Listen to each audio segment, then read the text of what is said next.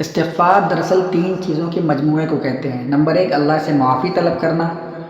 یعنی جو گناہ صادر ہوا ہے اس گناہ کی اللہ سے معافی طلب کرنا، اور دوسرے نمبر پر اپنے کیے پر شرمندہ ہونا، یعنی جو گناہ اس سے صادر ہوئے ہیں، خواہ وہ چھوٹا سے چھوٹا گناہ ہوگا تو اس گناہ پر اللہ رب العزت کے سامنے شرمندگی کا اظہار کرنا کہ کاش یہ کام نہ کرتا، یہ فعل انجام نہ دیتا،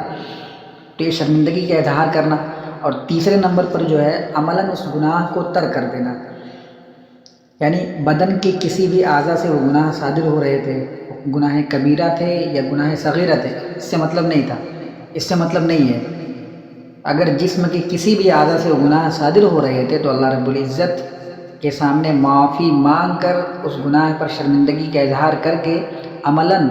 یعنی اگر ہاتھ سے ظلم کر رہا تھا یا نافرمانی کر رہا تھا، یا پیر سے ظلم کر رہا تھا، نافرمانی کر رہا تھا، زبان سے کر رہا تھا، تو ان سارے اعضاء سے اس گناہ سے جدا ہو جانا، یہ ہوتا ہے استغفار، یعنی اللہ رب العزت سے مغفرت طلب کرنا۔ قرآن کریم کے اندر اللہ رب العزت نے ارشاد فرمایا وَيَا قَوْمِ اسْتَغْفِرُوا رَبَّكُمْ ثُمَّ تُوبُوا إِلَيْهِ، یعنی تم پہلے اپنے رب کے سامنے استغفار یعنی مغفرت طلب کرو، پھر توبہ کی طرف ہو۔ اور استغفار کرنے کا مطلب یہ ہوا آپ نے اس گناہ سے جدائی اختیار کر لی، معافی مانگ کر اللہ رب العزت سے آپ نے اس گناہ سے جدائی اختیار کر لی، اور جب آپ نے توبہ کیا تو گویا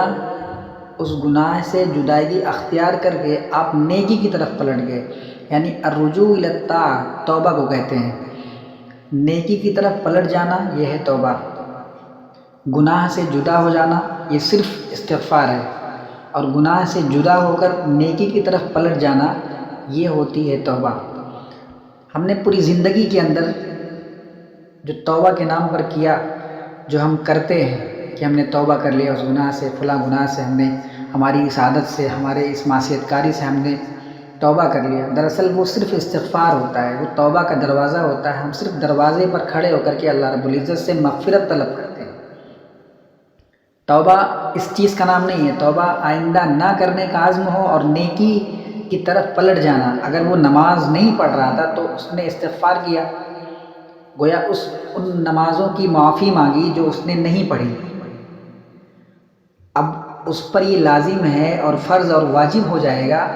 جب توبہ کے دائرے میں داخل ہوگا کہ وہ توبہ کر کے انسان نماز پڑھنا شروع کر دے، یعنی نیکی کی طرف پلٹ آئے، تو یہ توبہ ہوتی ہے۔